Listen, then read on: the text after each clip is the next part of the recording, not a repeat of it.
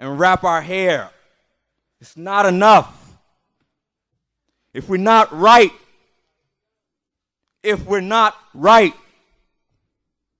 on the inside, all that is trivial to the Almighty. Might make you feel good. Might complete your day. But as it says in 15, he gave them their requests, but he sent leanness to their soul. Yes, as I said, you may look the part, and physically you may be full, but spiritually your cup is empty. And the Almighty has not filled you, and you have not let him. Go ahead, Brother Zarok. Shalom, shalom. I'd like to give honor unto Yah by saying hallelujah. Man, because his mercy surely endureth forever. It's only by his mercy that we're able to hear these words and take heed. And this is a great psalm she chose because it speaks about our history, yesterday, today, and today. I like to start at verse. I'll just read these verses real quick because it's a lot being said from 32 to 42. It says, and they provoked wrath at the waters of Meribah, and Moshe suffered on account of them, because they embittered his spirit, and he spoke rashly with his lips. They did not destroy the peoples, as Yah had commanded them, but mixed with the Gentiles, just as we do today, and learned their works, just as we do today, and served their idols, just as we do today. And they became a snare to them, just as they've become to us today. They slaughtered their sons and their daughters to demons, just as we do today, by the different Elohims or deities, that other powers that are not powers. Those are devils and demons. And every SUN day, like I was led to the church, that's a sacrifice. And we sacrifice our children to those devils. And they shed innocent blood just as we do today. Innocent blood is shed throughout the streets of all of our communities. Just about. The blood of their sons and daughters whom they offered to the idols of Canaan and Canaan. And the land was defiled with blood. So they became unclean by their own works, just as we become unclean by our own works. And went whoring after their own deeds, just as we go a-whoring after our own deeds. And the wrath of Yah burned against his people, and he loathed his own inheritance. Then he gave them into the hand of the Gentiles, just as we are today. And those who hated them ruled over them, and their enemies oppressed them, and they were humbled under their hand. And man, I see that today. On any given day, I can walk down these streets, see a sister or a brethren, speak, no response, give me a crazy look and a fake smile. But then I'll see the Gentile come up to them and do just what I did. It smiles. It's a dance. It's out of your way. How you doing? How you feeling? Hey. But with me, it was sour grapes.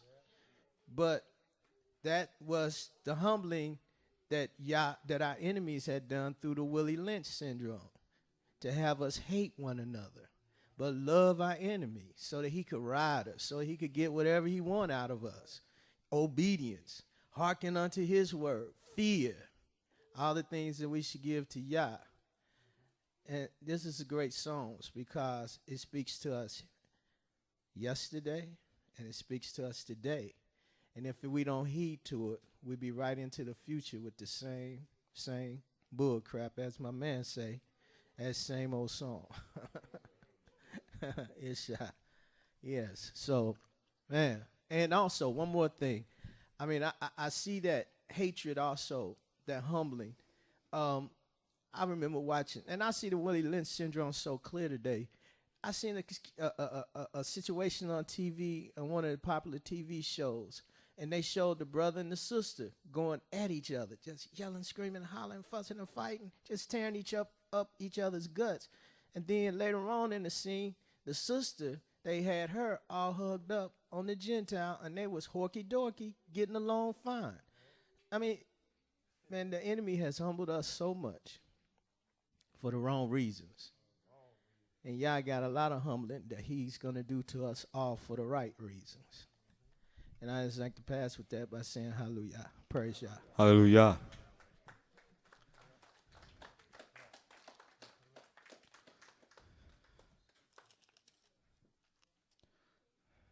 And I hear you, brother, but we can't give this man, whether fictitious or real, we can't give him too much credit, Mr. Lynch.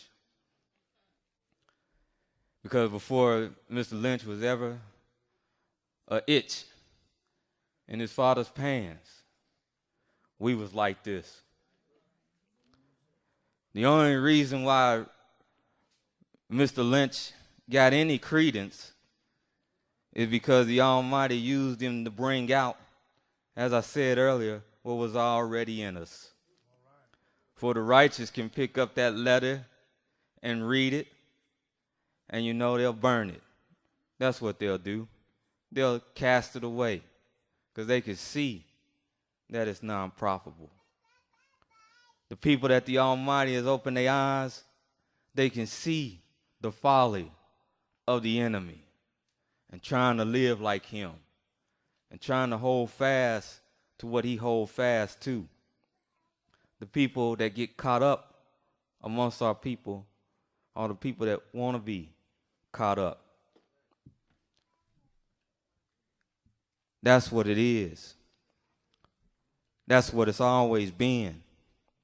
That's why the Almighty will save them. But he'll save them that desire to be saved. If you don't desire to be saved, the Almighty not going to force you. That's why the psalmist said, remember me, Yahweh, with thy favor, that thou bearest unto thy people.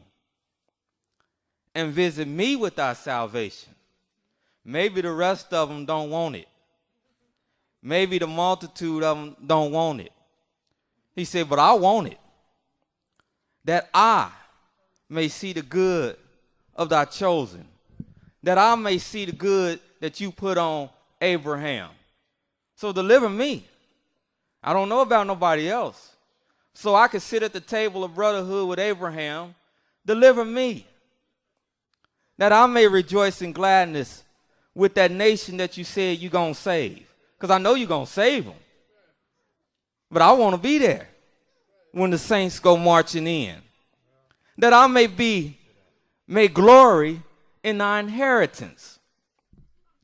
And thy inheritance, as you said, thy inheritance, they won't be walking around tooting their nose up at one another. They won't be walking around evil intended at one another. I hope nobody is under the misconception you'll be in Jerusalem turning your head away from your brother.